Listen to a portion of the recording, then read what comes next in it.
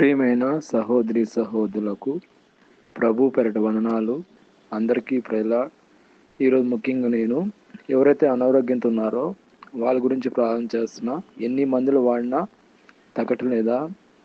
అది ప్రార్థనలు ఏకీభవించండి.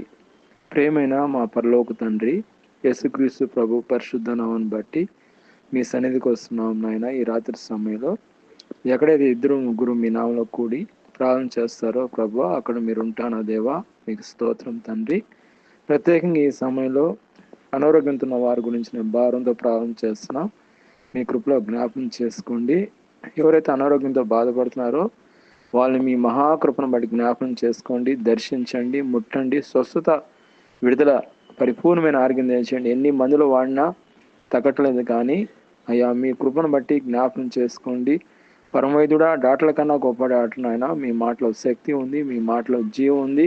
మీ యొక్క పునరుద్ధాన శక్తిని బట్టి, పునరుద్ధాన బలాన్ని బట్టి, పునరుద్ధాన మహిమను బట్టి ప్రభా బిడ్డలను ముట్టండి, పరిపూర్ణమైన ఆరోగ్యం దయచేయండి. మీకు సాక్షి బిడ్డలుగా చేయండి. మీకు అసాధ్యం అంటే ఏదైనా ఉందా? లేని వాటిని ఉన్న వాటిగా చేసే దేవుడు ప్రభా.